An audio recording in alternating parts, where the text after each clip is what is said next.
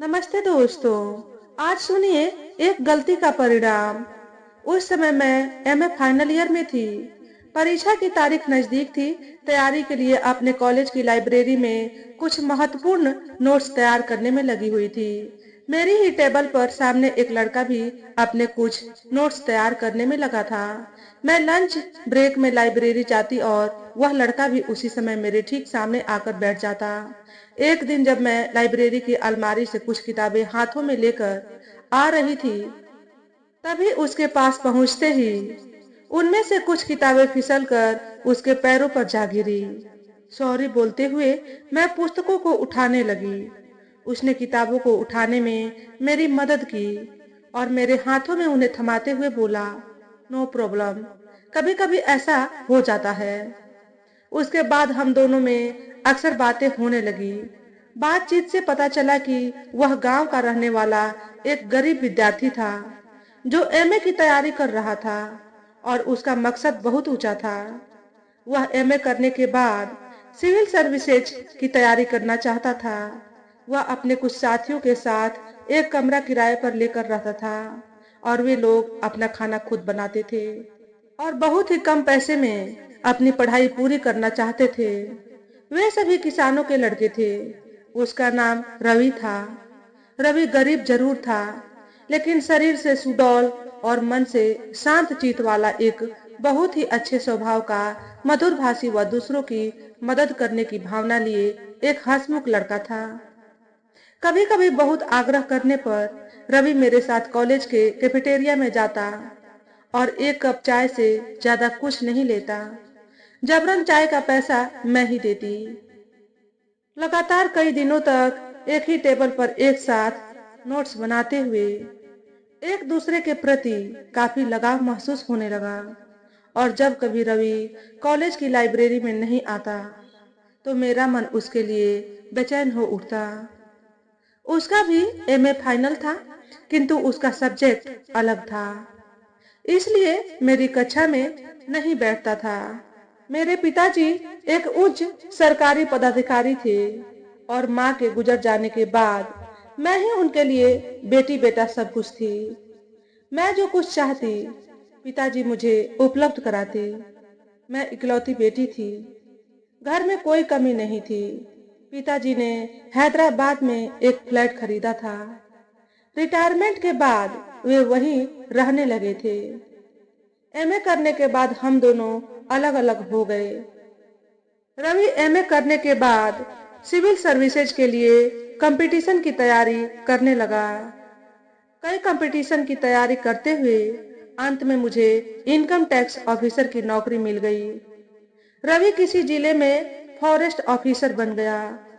अलग अलग क्षेत्र में होने के कारण हमारा संबंध भी टूट गया। इनकम टैक्स ऑफिसर के रूप में मेरे साथी परवीन का भी चयन हुआ था। परवीन लंबा गोरा और स्मार्ट था। हमारी ट्रेनिंग दिल्ली में थी। जिस इंस्टीट्यूट में ट्रेनिंग हो रही थी उसी बिल्डिंग में हमारा हॉस्टल भी था, किंतु हमारा एक दूसरे से महज औपचारिक संबंध था। एक दिन शाम को ट्रेनिंग के बाद मैं शॉपिंग करने बाजार गई थी। वहां परवीन भी मिल गया। अकेले ही शॉपिंग करने आई हो? परवीन ने मुस्कुराते हुए पूछा। हाँ। उसे देखकर जाने कैसे मेरे चेहरे पर भी मुस्कुराहट बिखर गई। शॉपिंग हो गई कि अभी बाकी है? हो गई, मैंने संक्षिप्त जवाब दिया। फिर चलो कॉफी पीकर हॉस्टल लौटते हैं। परवीन के आग्रह को मैं ठुकरा न पाई और हम दोनों एक कॉफी हाउस में आकर एक टेबल पर बैठ गए। तुम कहाँ के रहने वाले हो? मैंने पूछा तो परवीन बोला, मेरठ। वहां मेरे पिताजी की होलसेल की 4 दुकानें हैं। अच्छा, तो तुम बिजनेसमैन हो? हाँ, लेकिन अब तो नौकरी में हूँ। अच्छा है, कम से कम अब बेवजह इनकम टैक्स वाले तुम्हारे परिवार को तंग नहीं करेंगे। हाँ, कुछ तो फायदा होगा ही। कॉफी पीकर हम लोग एक ही ऑटो में हॉस्टल आए। इसके बाद हम लोग ट्रेनिंग के दौरान रिसेस में एक साथ चाय पीते। लंच भी साथ लेते और कभी कभी डिनर में भी साथ हो जाते। ट्रेनिंग के बाद अक्सर हम लोग मार्केट निकल जाते। सारे खर्च परवीन ही करता। जब कभी मैं पेमेंट करने की कोशिश करती, वह रोक देता। यह संयोग ही था कि ट्रेनिंग के बाद मेरी पोस्टिंग मेरठ में हो गई और उसकी हैदराबाद में। परवीन को एक दिन मैं अपने पिताजी से मिलाने ले गई। परवीन ने उन्हें प्रणाम किया और सोफे पर पसर गया। यह परवीन है, इसी शहर में इनकम टैक्स ऑफिसर है। तुम लोग कहाँ के रहने वाले हो बेटा? पिताजी ने पूछा तो उसने सोफे पर पसरे ही पसरे कहा, मेरठ। तुम्हारे पिताजी क्या करते हैं? इसके परिवार का बहुत बड़ा बिजनेस है पापा। मैं बोली तो पापा कुछ बोले तो नहीं, किंतु उनके हाव भाव से लग रहा था परवीन के व्यवहार से वे संतुष्ट नहीं हैं। उसके बाद परवीन उनसे कभी न मिला, किंतु मैं अक्सर परवीन के माँ बाबूजी से मिलती। उनका व्यवहार मेरे प्रति बहुत अच्छा था। वे लोग मुझे बेटी सा मानते। कुछ न कुछ इनकम टैक्स से संबंधित उनका काम रहता, जिसे मैं अपने पद के प्रभाव से जल्दी निपटा देती। हम दोनों के बीच संबंध गहराता जा रहा था। जब परवीन मेरठ आता तो मेरे क्वार्टर में मुझसे मिलने अवश्य आता। हम शाम में एक साथ डिनर लेते। परवीन को रात में खाने से पहले ड्रिंक की आदत थी। मैं उसे ड्रिंक लेने से रोकती तो वह हंसकर टाल जाता। मैं सोचती कि किस अधिकार से प्रवीण को ड्रिंक लेने से रोकूंगी, इसलिए वह नहीं मानता तो चुप हो जाती। एक दिन प्रवीण मेरे क्वार्टर में आया हुआ था। उस दिन मैंने नॉनवेज बनाया था और प्रवीण अपने साथ विस्की की एक बोतल लेते आया था। उस दिन उसने कुछ ज्यादा ही पी ली थी और उसका सुरूर उस पर चढ़ने लगा था। मैंने कहा, ड्रिंक की आदत अच्छी नहीं है। धीरे धीरे तुम इसके आदी बनते जा रहे हो। आज तो तुमने कुछ ज्यादा ही ले ली है। अब घर कैसे जाओगे? यार, आज यहीं सो जाता हूँ। घर पर इस अवस्था में जाऊंगा तो माँ बाबूजी को बुरा लगेगा। मैं पीता जरूर हूँ, लेकिन उनसे छिपाकर। बाबूजी जानेंगे तो उन्हें बहुत दुख होगा। लेकिन तुम्हारे बाबूजी खोजेंगे। तुम घर चले जाओ। ड्राइवर को बोल देती हूँ, तुम्हें पहुंचा देगा। नहीं, आज यही सोने दो।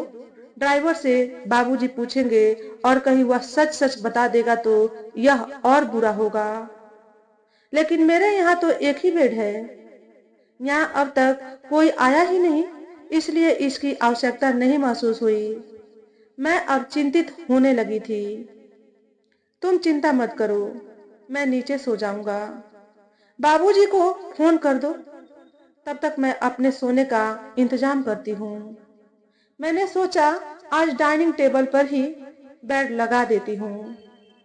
परवीन ने अपनी माँ को फोन करके बताया कि वह आज अपने दोस्त के साथ रह गया है, कल आएगा। उसने जानबूझकर मेरे साथ रहने के बारे में न बताया। अब यह बताता भी कैसे कि वह मेरे साथ रात में अकेले रुका हुआ है। लोग जानेंगे तो क्या कहेंगे? उसका मेरे घर में अकेले रुकना मुझे भी अच्छा नहीं लग रहा था। आखिर वह पुरुष है। देर रात में उसने कुछ गलत करने का प्रयास किया तो मैं अकेले उसका कैसे विरोध कर पाऊंगी? लेकिन अब और कुछ हो भी नहीं सकता था। मैंने अपना बेड डाइनिंग टेबल पर लगाया तो वह बोला, मैं तुम्हारे बेड पर सोऊं और तुम डाइनिंग टेबल पर? यह अच्छा नहीं लगता। तुम अपने कमरे में सो जाओ, मैं ही डाइनिंग टेबल पर सो जाता हूँ। लेकिन यह अच्छा नहीं होगा। आखिर तुम मेरे गेस्ट भी तो हो।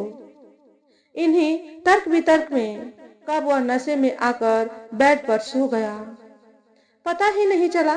फिर जब मैं डाइनिंग टेबल पर सोने गई तो पतला बेड होने के कारण उस पर मुझे नींद नहीं आ रही थी। साथ ही उस पर से रात में लुढ़क कर गिरने का भी भय लग रहा था। सो मैंने सोचा कि परवीन अब होश में तो है नहीं, क्यों न मैं पलंग पर किनारे सो जाऊं। फिर नींद में परवीन जाने कब मेरे पास सड़क आया। जीवन में पहली बार किसी पुरुष की देह को इतनी नजदीक पाकर मैं अपने होश खो बैठी और हम सारी मर्यादाएं भूलकर एक हो गए। जब सुबह नींद टूटी तो हम अस्त व्यस्त कपड़ों में एक दूसरे से लिपटे सो रहे थे। मैं झटके से अलग हटी। मुझे लगा मुझसे एक बड़ी गलती हो गई है। गलती तो मेरी ही थी। मैं ही तो उसके साथ पलंग पर सोने गई थी। अगर ऐसा नहीं करती तो यह शर्मनाक घटना न घटती। परवीन भी आंखें नीची किए हुए उठा और गुसल खाने चला गया। जब वह लौटा तब मैं मायूस सा चेहरा बनाए बैठी थी। वह किचन में चाय बनाने चला गया। मैं जानती थी कि उसे किचन में चाय का सामान नहीं मिलेगा, इसलिए बिना कुछ बोले दूध, चाय पत्ती और चीनी उसके सामने रखकर चली आई। वह एक ट्रे में 2 कप चाय लेकर आया और मेरी तरफ 1 कप चाय बढ़ाते हुए कहा, चाय पियो। जो होना था हो गया, लेकिन यह अच्छा नहीं हुआ। मैं दुखी होकर बोली, अब जानबूझकर तो हमने कुछ किया नहीं। रीतू, कभी कभी वह हो जाता है जो हम नहीं चाहते, लेकिन चिंता न करो, हम जल्दी ही शादी कर लेंगे। लेकिन तुम्हारे माँ बाबूजी इसके लिए तैयार होंगे तब तो। उन्हें मैं मना लूंगा। वे हमेशा ही तुम्हारी प्रशंसा करते हैं, लेकिन मेरे पापा न मानेंगे। क्यों? वे अपने एक दोस्त के बेटे से मेरा रिश्ता करना चाहते हैं। अब यह जिम्मेदारी तुम्हारी है कि उन्हें कैसे मनाओगी।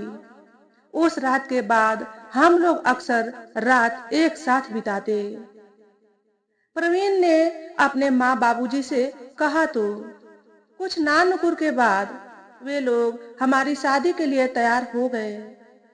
हालांकि बिजनेसमैन कम्युनिटी के उसके कई रिश्तेदार अपनी लड़की से उसकी शादी के लिए जोर दे रहे थे, किंतु मेरे साथ शादी की उसकी जिद पर सभी चुप हो गए। मैं अपने बाबूजी की इकलौती बेटी थी। माँ के निधन के बाद उन्होंने मुझे बेटे जैसा पाला पोसा था। मेरी जिद के आगे उन्हें भी झुकना पड़ा और आखिरकार हम लोग विवाह के बंधन में बंध गए। शादी का हवाला देकर हम लोगों ने अपनी पोस्टिंग अगल बगल के ही जिलों में करा ली। शादी के पहले प्रेमी प्रेमिका के बीच जो संबंध होते हैं वे बड़े ही मधुर और उल्लासवर्धक होते हैं, क्योंकि एक दूसरे को पाने के लिए उनके दिलों में जज्बा होता है। किंतु जब प्रेमी प्रेमिका आपस में शारीरिक संबंध बना लेते हैं तब इसका आकर्षण धीरे धीरे कम होने लगता है। हम लोगों के बीच भी यही हो रहा था। शादी के बाद कुछ महीनों तक तो हम लोग एक दूसरे के साथ बड़े ही उल्लास से मिलते रहे, किंतु बाद में धीरे धीरे परवीन के व्यवहार में परिवर्तन होने लगा। शुक्रवार को कभी मैं उसके यहाँ चली जाती और कभी वह मेरे यहाँ आ जाता, क्योंकि हमारे ऑफिस में शनिवार को छुट्टी रहती थी। लेकिन इधर मैं देख रही थी कि वह न तो मेरे यहाँ आना चाह रहा है, न मेरा उसके यहाँ जाना उसे पसंद आ रहा है। वह कुछ कहता तो नहीं था, लेकिन मैं उसके हाव भाव से महसूस कर रही थी कि उसका ध्यान मुझसे हटकर कहीं और भटक रहा है। जब मैं कभी उससे अपने यहाँ आने के लिए कहती तो वह काम के बोझ का बहाना बनाकर टाल देता, और जब कभी मैं उसके यहाँ पहुंच जाती तो ऑफिस का वर्कलोड बताकर रात में देर से लौटता। एक दिन शाम को मैं सप्ताहांत में परवीन के यहाँ पहुंची। परवीन अभी ऑफिस से नहीं लौटा था। हम लोगों के पास एक दूसरे के क्वार्टर की चाबी रहती थी। मैंने देखा कि उसके वार्डरोब में कपड़े बेतरतीब ढंग से रखे हुए थे। सोचा परवीन अकेले रहता है, इसलिए कपड़ों को जैसे तैसे रख देता है। फिर मैं इन कपड़ों को एक एक कर निकालने लगी ताकि उन्हें तह करके ढंग से रख सकूं। तभी छोटा जेवरों का डब्बा नीचे गिर गया। मैंने उसे खोलकर देखा तो उसमें एक बहुत ही कीमती प्लेटिनम धातु में जड़ी हीरे की अंगूठी थी। मैं सोचने लगी कि इस अंगूठी के बारे में तो परवीन ने मुझे कभी नहीं बताया। यह कहाँ से आई और यहाँ अलमारी में कपड़ों में छिपा कर क्यों रखी हुई है। फिर मैंने सोचा या तो परवीन को इसे किसी ने रिश्वत में दी होगी या किसी प्रेमिका को देने के लिए उसने खरीदी होगी और मैं देख न लूं, इसलिए इसे यहाँ छिपाया है। फिर मुझे संदेह हुआ कि कहीं यह रिश्वत में मिली अंगूठी तो नहीं है, क्योंकि अगर उसे अंगूठी अपनी किसी प्रेमिका को देनी होती तो उससे पसंद कराकर उसे तुरंत दे दी होती, यहाँ छिपाकर नहीं रखता। इसलिए मैं दूसरे रखे और कपड़ों को भी वहां से हटाने लगी तो देखा 2000 रुपयों की कई गड्डिया कपड़ों में रखी हुई है। यह देखते ही मेरे तो होश ही उड़ गए। अभी हम दोनों की सर्विस नई थी और उसने लोगों से रिश्वत लेना शुरू कर दिया था।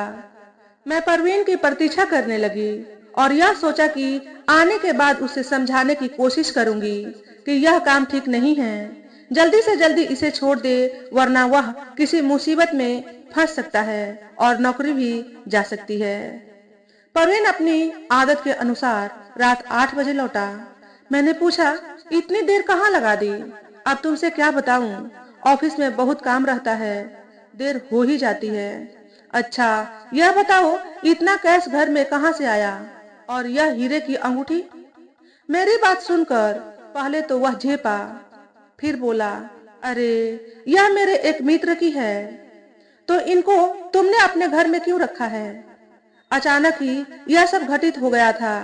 सच तो यह था कि वह ऐसे हालात के लिए मानसिक रूप से तैयार नहीं था। उसे कोई जवाब देते नहीं बना तो बोला, एक पार्टी ने काम से खुश होकर दे दिया था। आखिर हमारे पास क्या नहीं है परवीन, जो हमें रिश्वत लेने की जरूरत पड़े? घर का अच्छा बिजनेस है, अच्छी आमदनी है, फिर यह अनैतिक काम क्यों?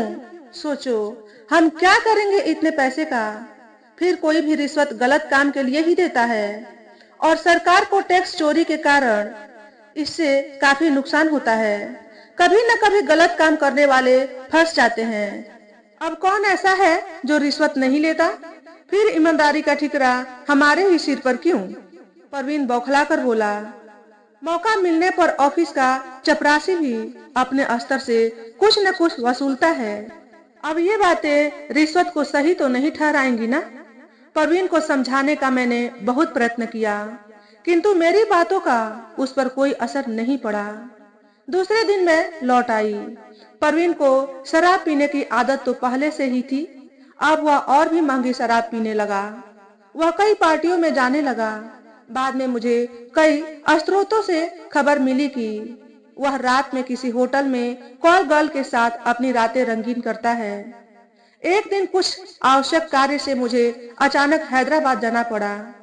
मैंने परवीन को फोन लगाया, लेकिन उसका फोन स्विच ऑफ बता रहा था, इसलिए सीधे उसके क्वार्टर में पहुंची। उस समय रात के 9 बज रहे थे।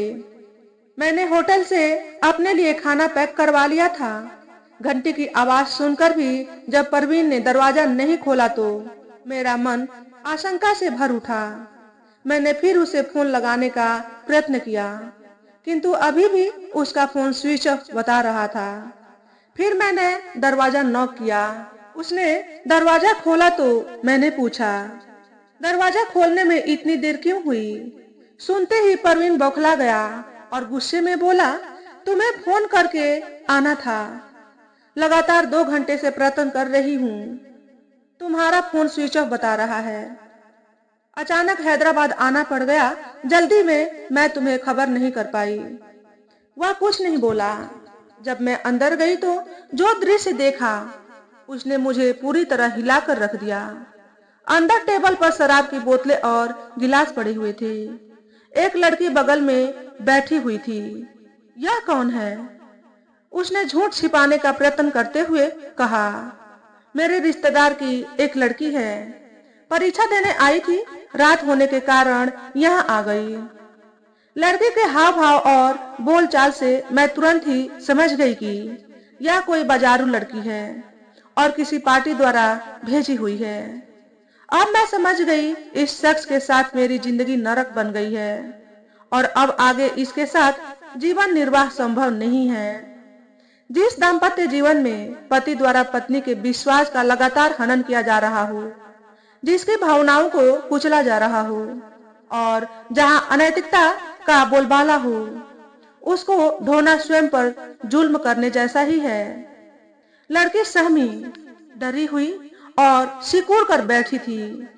मैं बोली, अब तुम्हारे साथ मैं 1 मिनट भी नहीं रहूंगी। तुम्हें मैंने क्या तकलीफ दी है जो तुम मुझसे इतनी नाराज हो?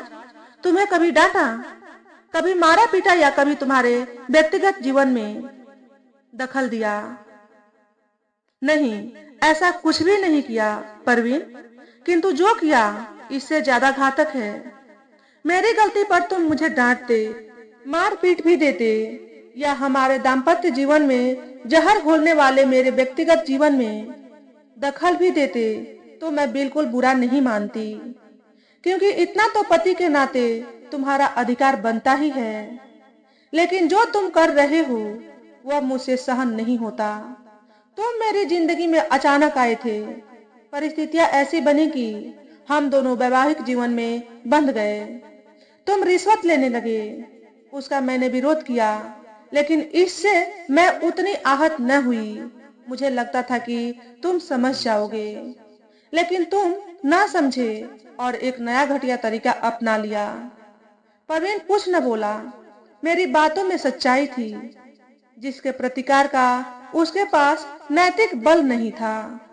मैं निकलने लगी तो उसने रोका, लेकिन मैं अब रुकना नहीं चाहती थी, क्योंकि मैं अब उस जैसे अनैतिक इंसान के साथ नहीं रहना चाहती थी।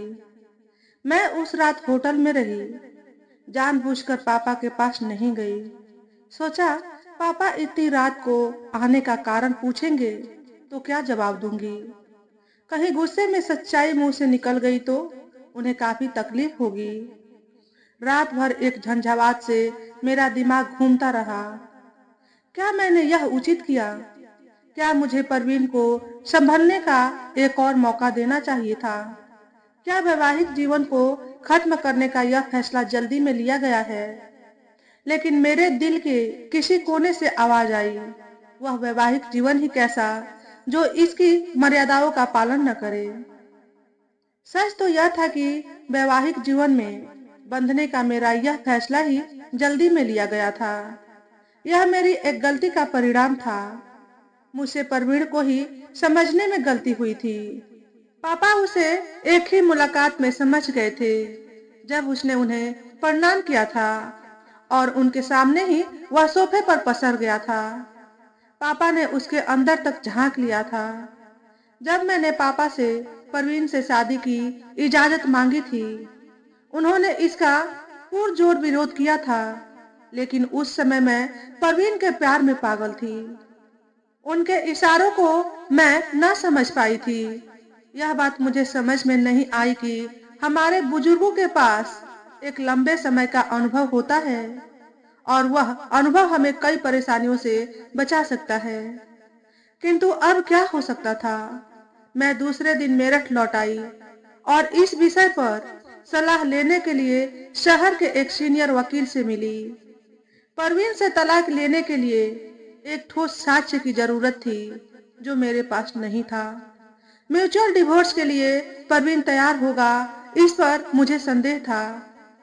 फिर भी मैंने सोचा, क्यों न परवीन से इस बिंदु पर चर्चा की जाए, शायद तैयार ही हो जाए। अभी हमारी शादी को 1 वर्ष से कुछ ही दिन ज्यादा हुए थे और हमारे अब तक कोई बच्चा नहीं था।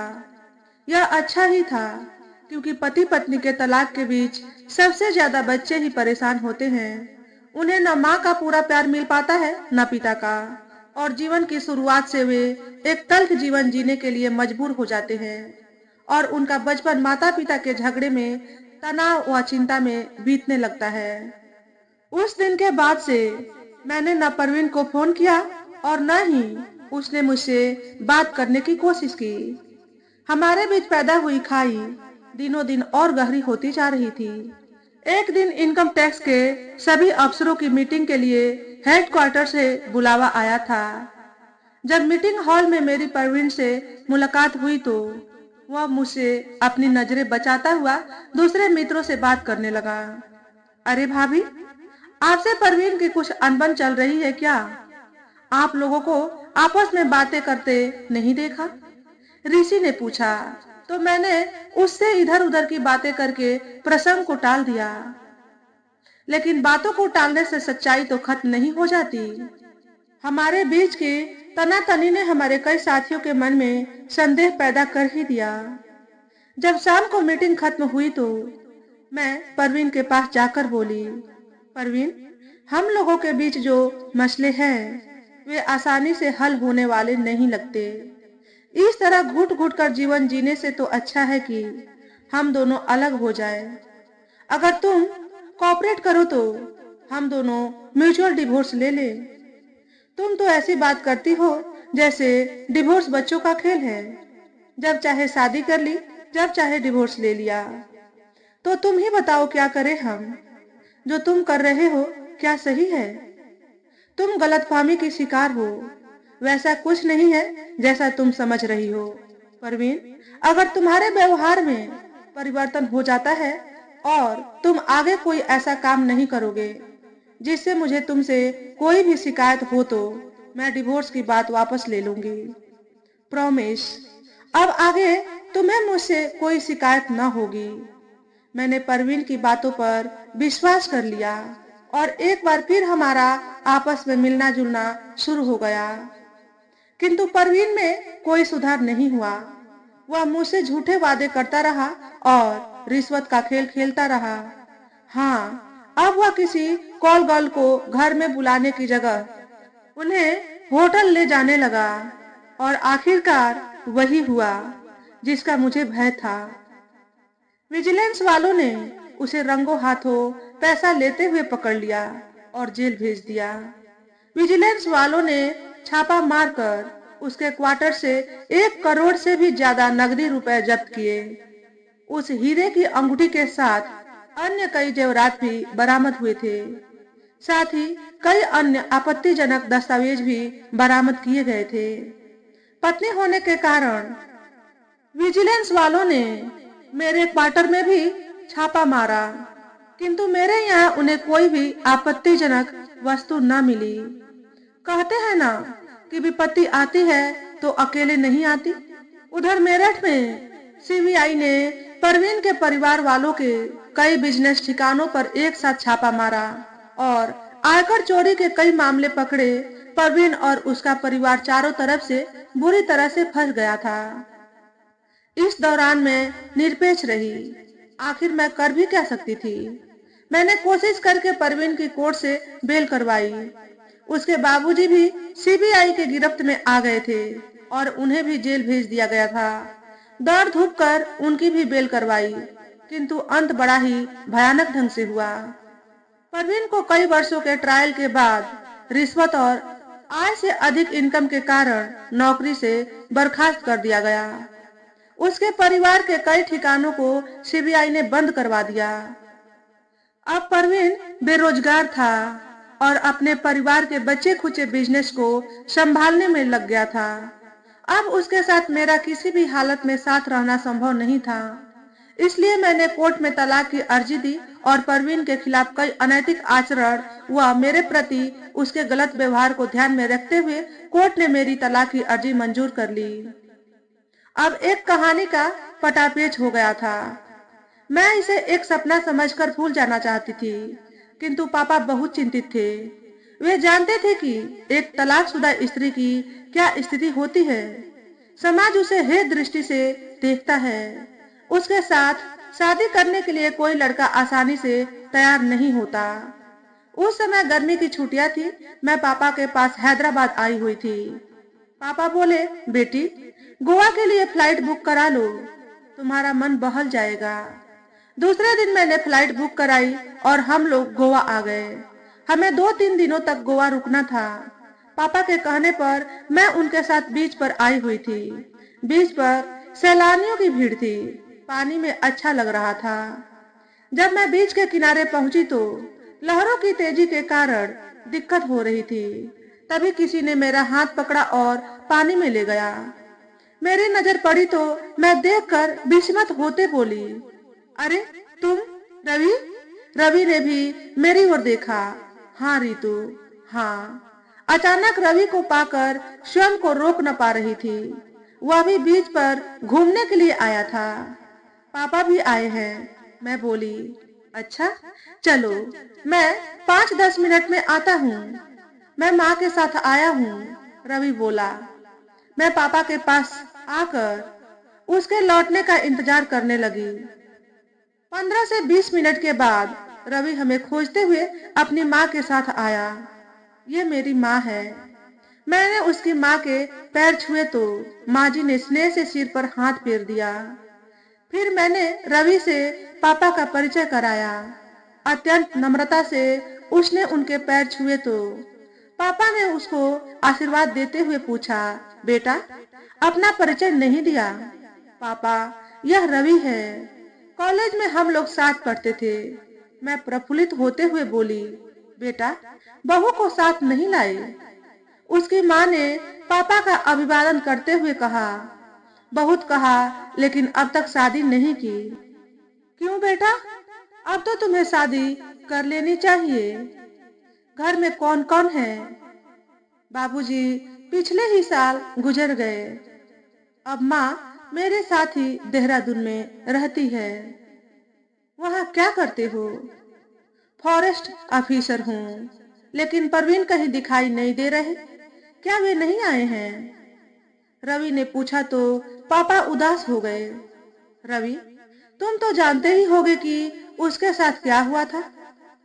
पापा को चुप देखकर मैं बोली, सुना था रितु, सुनकर बहुत दुख हुआ था, लेकिन अब सब कुछ खत्म हो गया रवि।